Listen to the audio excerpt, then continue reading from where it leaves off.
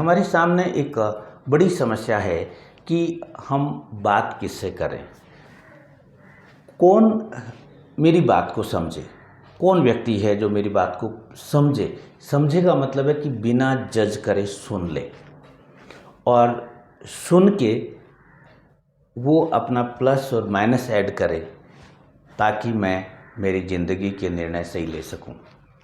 या फिर मेरे साथ में जो घटनाएं हुई हैं, जो मेरी परेशानियां हैं, जो मेरी तकलीफ़ें हैं, मेरे दुख हैं, वो उनको सुन ले और हो सकता है उसमें वो मदद कर दे।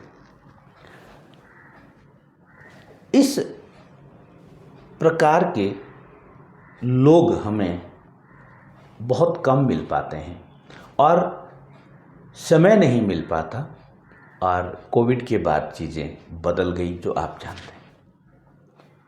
अगर आपके साथ ऐसी कोई चीज़ है या आपका कोई मिलने वाला है या कोई रिश्तेदार है या स्टूडेंट है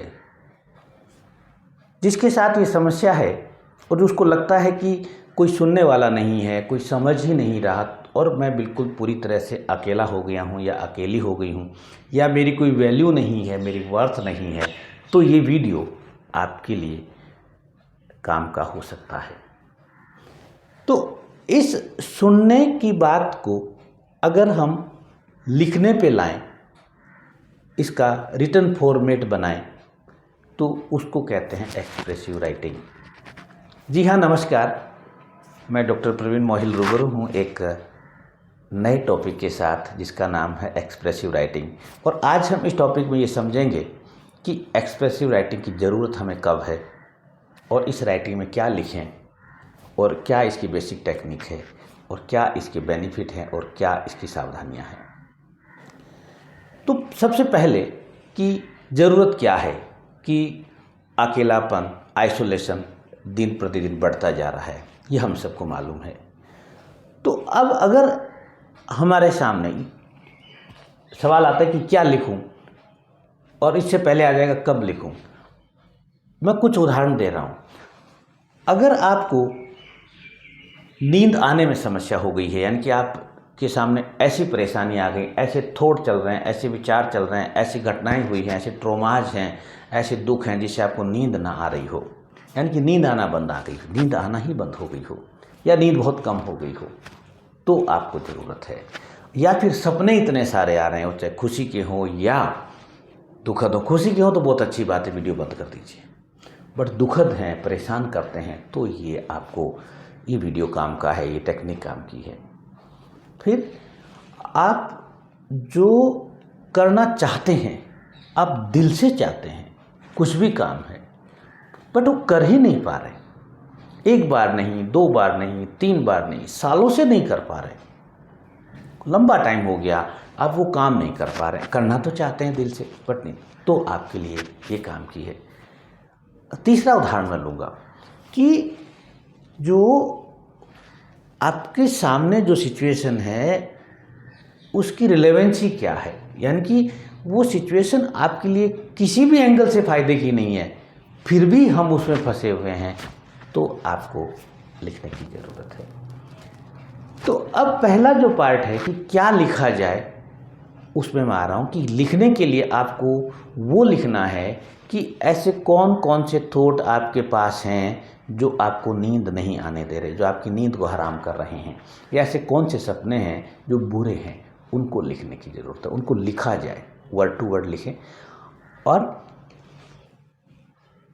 अगर ये चीज़ नहीं है और दूसरी चीज़ है कि आप जो करना चाह रहे हैं वो कर ही नहीं पा रहे हैं, बिल्कुल पूरी तरह से ऐसे लगता है कि आपको किसी ने जकड़ लिया है, आपको किसी ने बांध दिया है, तो उस चीज़ को भी आप लिखें कि मैं ये करना चाहता हूँ जो नहीं कर पा रहा हूँ और इसके करने से मुझे ये फ़ायदे हो सकते हैं। उसको लिखे, एक रिटर्न स्ट्रक्चर में लाएं।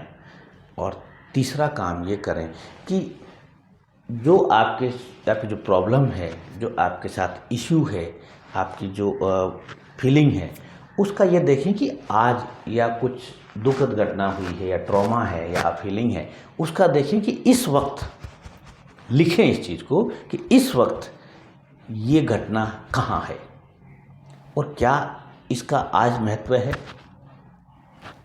मान लो कोई बच्चा किसी समय में पीएमटी में फेल हो गया था, या नीट में फेल हो गया था, या इंजीनियरिंग में फेल हो गया था, या कोई घर में डेथ हो गई थी, आज उसकी क्या रिलेवेंस है, इस वक्त क्या है उसका लिखें। इस वक्त घटना है भी क्या नहीं है, जो भी आपके मन है उसको लिखें। आप लिखने की ज़रूरत है।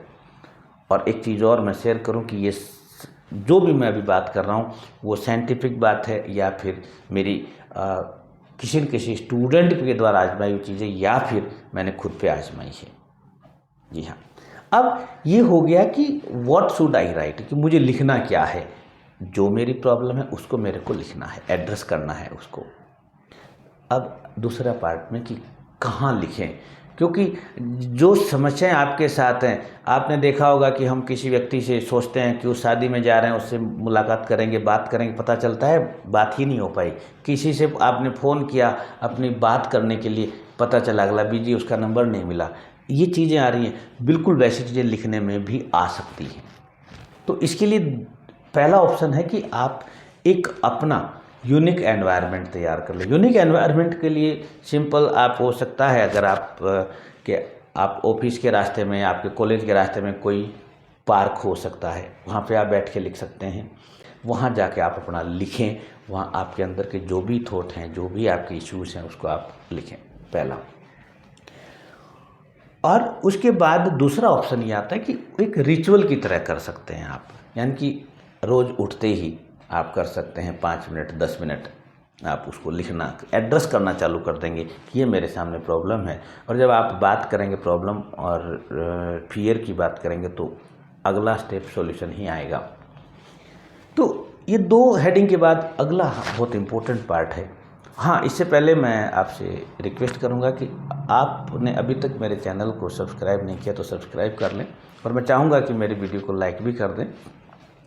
तो बेसिक टेक्निक में ये 4 पार्ट हैं बेसिक टेक्निक के, और चारों पार्ट को मैं समझा रहा हूँ। पहला काम ये करें कि जब आप लिख रहे हैं तो हमेशा एक शॉर्ट पीरियड के लिए लिखें, यानी कि लिखने में समय आप 10 से 15 मिनट का ही लें, बहुत अधिक समय नहीं लेना।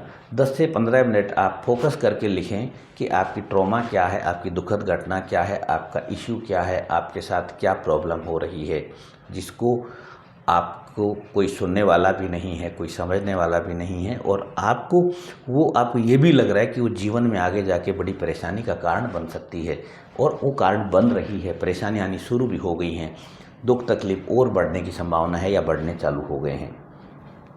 तो 10 से 15 मिनट पर डे आप करें, या फिर जब जिस दिन आपको फील हो तो उस दिन भी कर सकते हैं। तो पहला स्टेप है कि 10 से 15 मिनट आप लें, कौन सा भी टाइम आप ले लें, जब भी आप फ्री हों।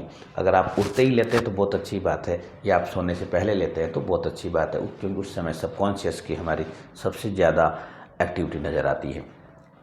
जब ये स्टेप कर लिया, दूसरा आपका जो टॉपिक है, जब भी आप रोज़ लिखते हैं तो टॉपिक ज़रूरी नहीं है सेम हो, अगर सेम हो तो बहुत अच्छी बात है, एक ही टॉपिक पे आप अलग अलग लिखते चलेंगे, या फिर टॉपिक आप अलग अलग भी ले सकते हैं, यानी कि जो आपके सामने समस्याएं हैं, जो आपके सामने प्रॉब्लम है। अल्टीमेटली हमें आइडेंटिफाई करना है हमारे इश्यू को, हमारे रियल इश्यू को, हमारी रियल प्रॉब्लम को, और फिर उसको एड्रेस करना है। मैं जो भी करना चाह रहा हूँ उसको डिफ़ाइन कर लेना, उसको डिस्क्राइब कर लेना कि मैं ये करना चाह रहा हूँ। जैसे आर्थिक परेशानी है तो वो ये लिखे कि मेरे पास कितने पैसे मेरे को इस महीने चाहिए, और किस पैसे, जो जितने पैसे वो किस हेड में खर्च चाहिए, पैसे कितने चाहिए और किस लिए चाहिए, यानी कि उसको एक डिटेल डिस्क्राइब कर दें।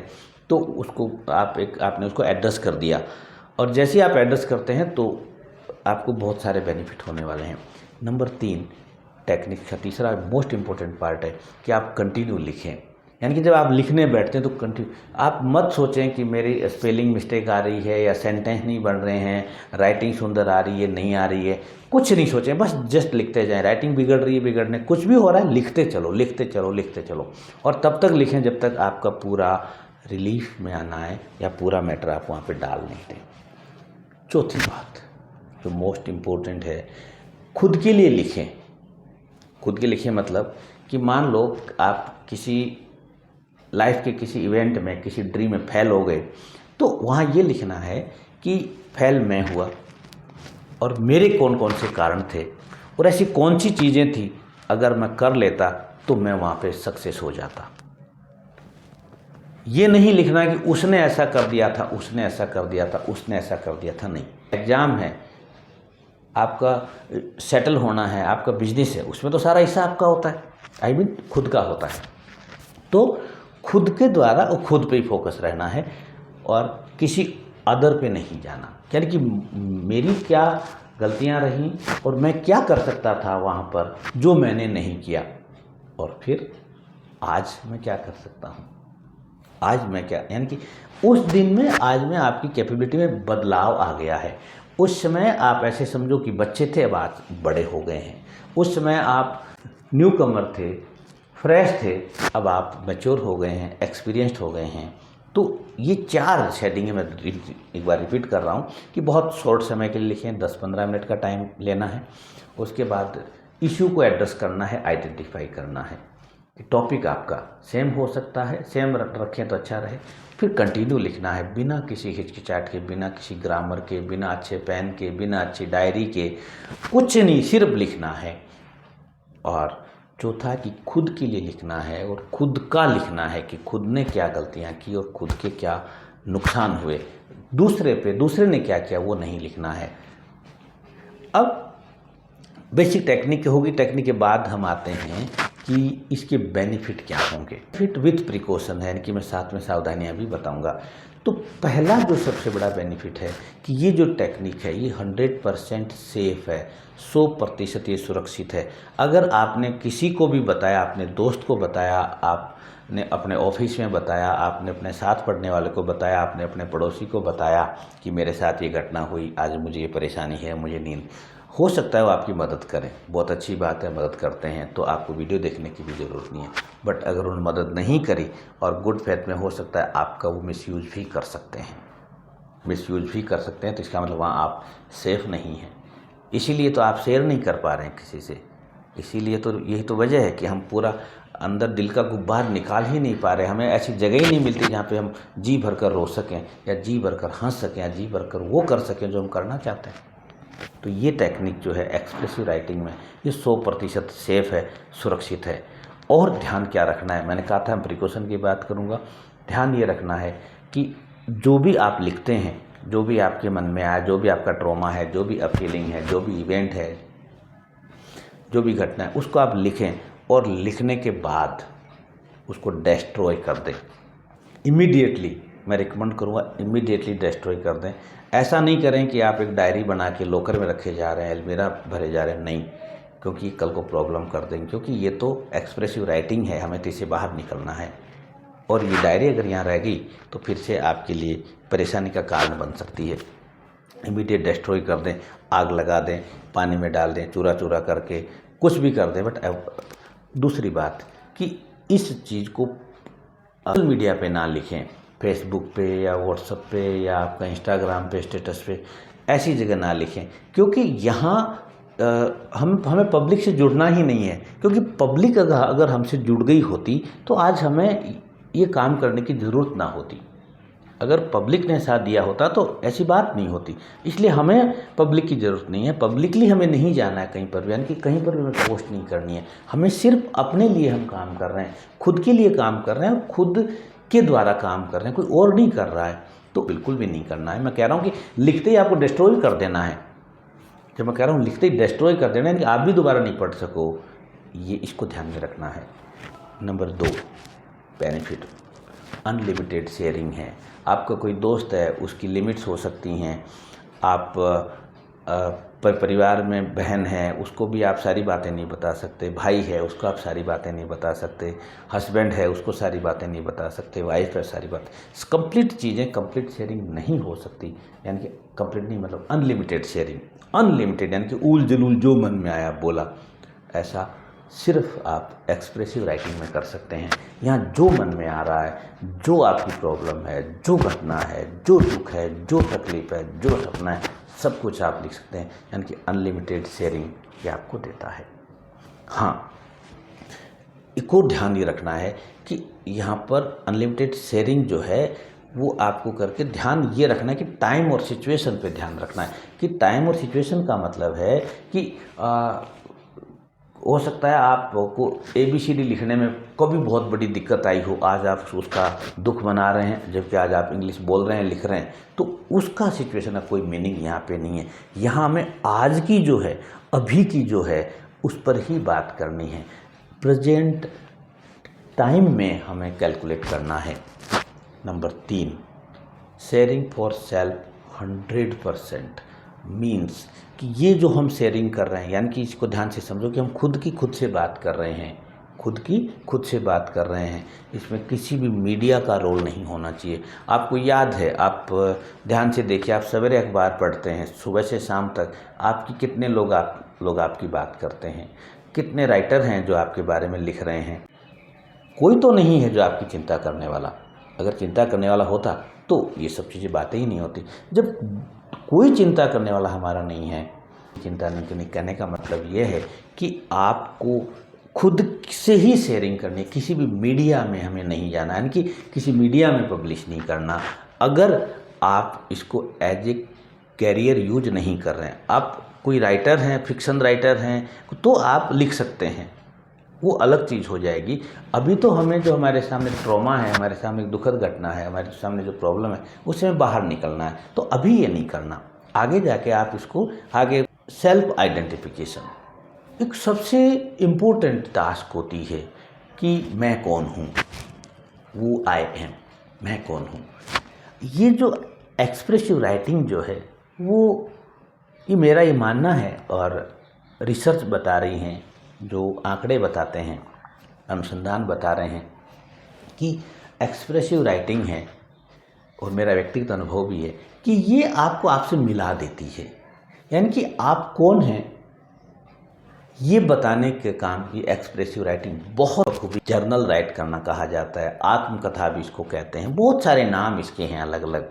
बट अभी हमें इस प्रेजेंट सिचुएशन से बाहर निकलना है, तो सिर्फ इतना समझ लें कि इसको जब आप लिखेंगे 15 डेज और 20-30 और कुछ समय बाद आप पाएंगे कि आप अपने साथ ही रह रहे हैं, यानी कि आप अपनी ज़िंदगी को जी रहे हैं, आप अपने सपनों को जी रहे हैं, आप अपने मुकाम पे हैं, आप जिस कुर्सी पे बैठना चाहते थे आप वहीं बैठे हैं, गलत जगह नहीं जाएंगे और गलत विचार भी नहीं आएंगे। टेक्निक को हमने यूज़ किया और बेनिफिट को भी हमने पढ़ा, और उसके बाद भी अगर आपके साथ में कोई प्रॉब्लम है, उसके बाद भी आपका ट्रॉमा है या आपको रिलीफ नहीं मिल रही है, तो आप कमेंट बॉक्स में सवाल कर सकते हैं, आपको आंसर मिलेगा।